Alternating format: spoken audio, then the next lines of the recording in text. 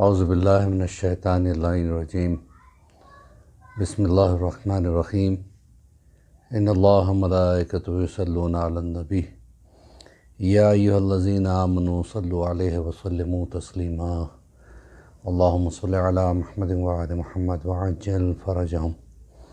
محترم ناظرین، مولوی عباس علی خوئی کا سلام قبول کریں۔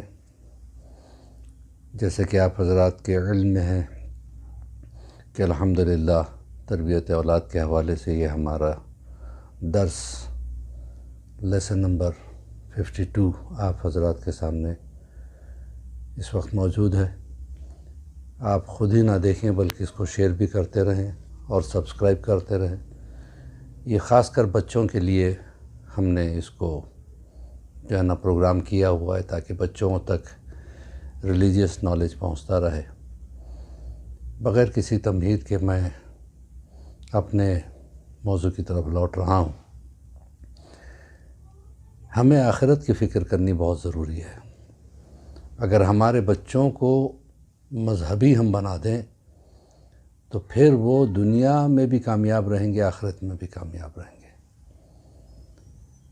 آخرت میں وہی ہمیں لے جانا ہے جو ہم دنیا سے اکٹھا کرتے ہیں۔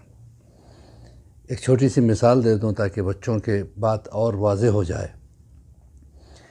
ایک بادشاہ نے اپنے 3 وزیروں کو بلایا اور کہا کہ یہ تھیلے لو اور سامنے 3 الگ الگ باغات ہیں، ان میں جاؤ۔ ہر باغ میں مختلف فروٹس ہیں، مختلف پھل ہیں۔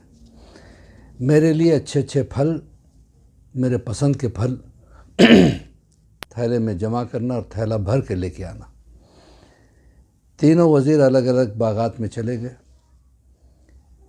پہلے وزیر نے سوچا کہ میں بادشاہ کے لیے بہترین سے بہترین پھل چنوں۔ الگ الگ پیڑ سے ایک ایک پھل کو چنتا، وہ دیکھتا، اس کو پرکھتا اور اس طریقے سے وہ جمع کرتا رہا۔ اسے کافی ٹائم لگا۔ دوسرے نے سوچا بادشاہ نے منگا تو لیا ہے، اب ایک ایک پھل تھوڑی دیکھے گا، جو ملا سامنے سے چلو بھر لو۔ کچے پکے سڑے گلے سارے پھل اس نے تھیلے میں بھر لیے۔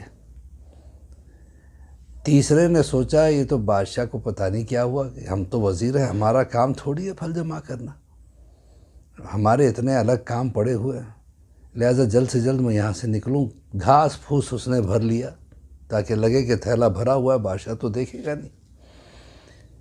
اور تینوں اپنے اپنے گھر پہنچے۔ دوسرے دن بادشاہ نے دربار میں بلایا اور سرپرائزنگلی بادشاہ نے کسی کا تھیلا نہیں دیکھا۔ بس یہ حکم دیا کہ ان وزیروں کو اپنے اپنے تھیلوں کے ساتھ قید کر دو اور 7-8 دن تک انہیں کچھ نہ کھانے کے لیے دینا نہ پینے کے لیے دینا، یہ وہی کھائیں گے جو چن کے لے آئے۔ اب جس وزیر نے اچھے پھل جمع کیے تھے اس کے لیے تو کوئی مسئلہ نہیں رہا، وہ آرام سے اپنی زندگی گزار لیا۔ 7-8 دن میں کوئی فرق نہیں پڑا، وہ صحیح و سالم رہا۔ دوسرا وزیر جو سڑے گلے پھل جیسے ملے کچے پکے اٹھا لیے تھے، وہ بیمار ہو گیا۔ تیسرا جو گھاس پھوس بھر کے لایا تھا وہ بھوک سے مر گیا۔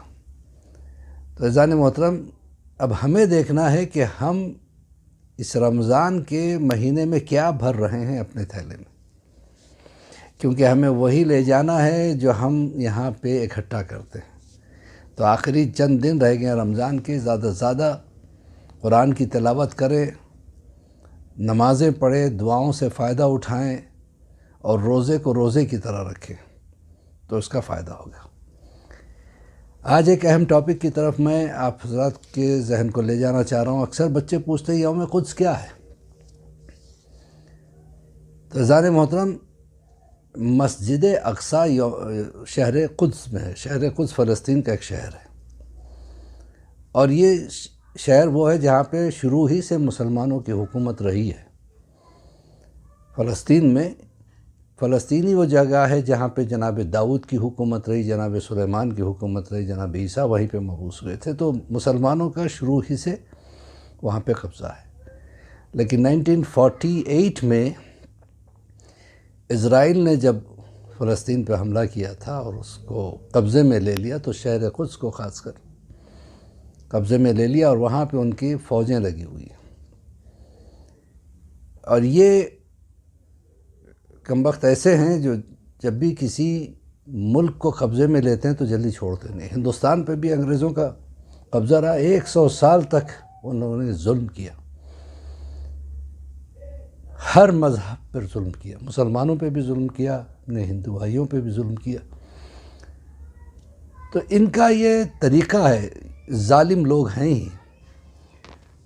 تو مسجد اقصیٰ مسلمانوں کی جگہ ہے، یہ وہ پاکیزہ جگہ ہے جہاں سے رسول اللہ کو معراج ہوئی تھی۔ آج بھی وہ جگہ موجود ہے جہاں پہ انہوں نے براق کو باندھا تھا۔ یہی وجہ ہے کہ مولا کائنات امیر المومنین علی ابن ابی طالب علیہ السلام فرماتے ہیں کہ مسجد اقصیٰ کی 2 رکعت نماز عام مسجدوں کے 1000 رکعت نمازوں کے برابر ہے۔ تو ہم اس لیے پروٹیسٹ کرتے ہیں۔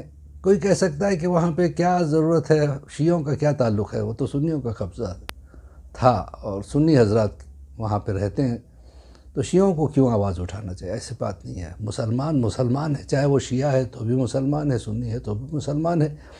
اور جب محرمات اسلام اگر کہیں پامال ہو رہے ہیں تو ہر فرد، ہر انڈیویجل پہ جو ہے نا یہ لازم ہو جاتا ہے کہ وہ آواز اٹھائے۔